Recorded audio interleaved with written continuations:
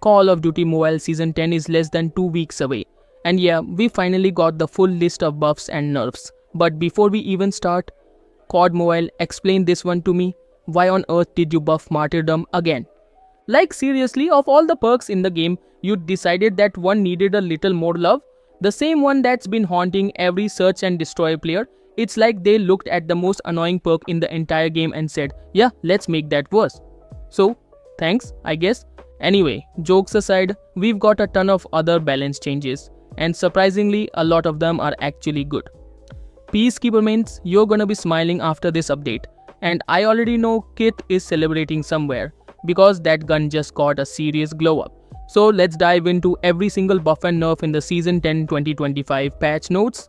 Starting, and the biggest highlight, Martyrdom under the Red Perk Creed got another tweak.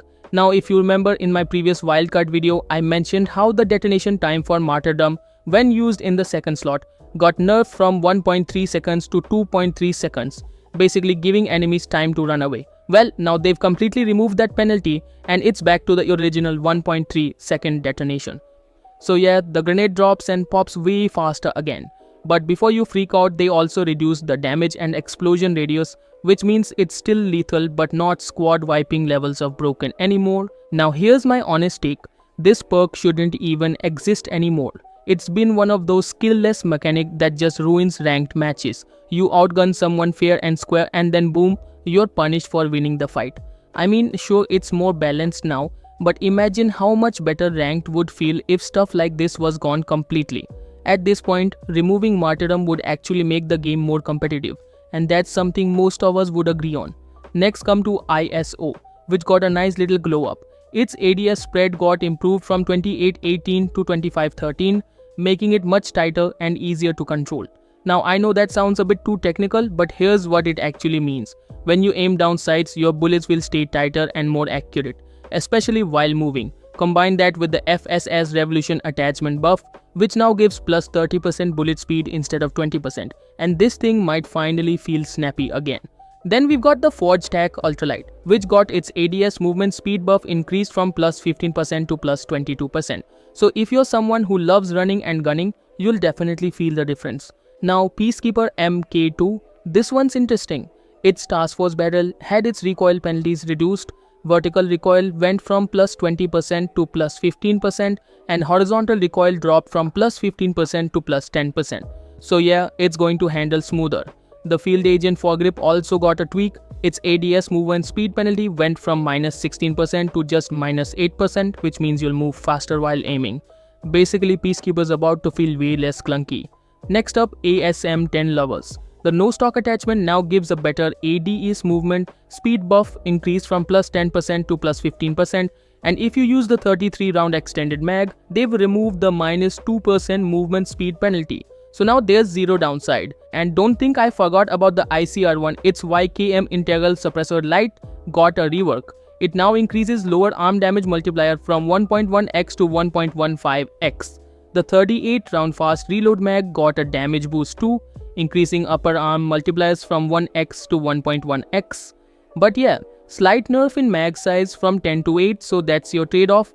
Also, the Macromag IFS now boosts stomach damage from 1x to 1.1x. It's small but noticeable in time to kill consistency. Moving over to the Holger 26, this thing just got a mini buff spree. Its range profile got bumped from 18, 24 and 50 meters to 18, 30 and 50 meters. Now that might sound like small numbers, but it's actually a solid improvement for mid-range fights. Basically, before this update, your damage used to start dropping off after 24 meters. But now that sweet spot extends up to 30. So if you're beaming enemies across open lanes or holding angles on maps like Summit or Crossfire, the Holger will stay stronger for longer. In short, it'll hit harder and feel more consistent at mid-range.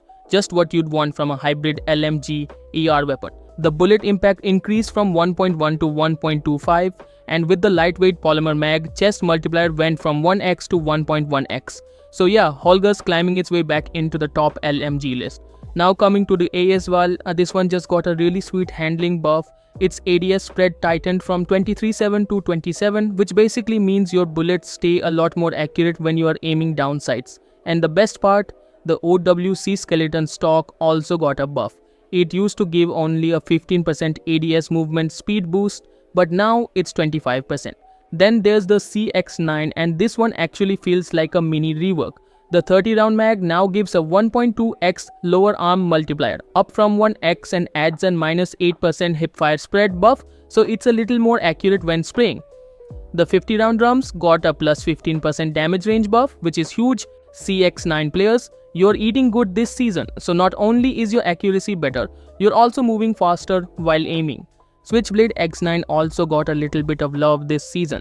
Nothing too crazy, but definitely noticeable. Its leg damage multipliers went up from 0.9x to 1x, which basically means hitting the legs won't feel like you're tickling the enemy anymore. You'll get full damage even on those slightly off-target shots. On top of that, the ADS spread improved from 30 to 26, so your bullets stay tighter and more consistent whether you're holding a close range angle or beaming mid-range. In short, the Switchblade just got smoother, it's faster, steadier, and a lot more forgiving when your aim isn't pixel perfect.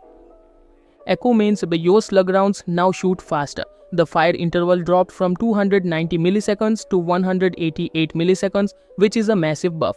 It's going to hit like a semi-auto sniper if you land your shots. The FR556 also got a noticeable buff this season, and it's kind of sneaky.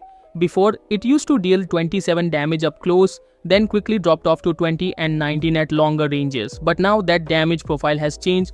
It's 30, 27, 20 and 19. Basically, within 13 meters, the FR hits way harder than before. You will feel that extra punch in close fights. The catch is that the effective range got shorter, so you'll need to play a bit more aggressive and take fights up close to really feel the buff. Think of it like this, it's now more of a mid to close range laser rather than a long range spam rifle. MK2 marksman rifle got a solid speed buff, movement speed up from 4.37 meters per second to 4.71 meters per second, and the lower arm multiplier went from 1.4x to 1.5x, so yeah, you'll feel a bit quicker when flicking around with it.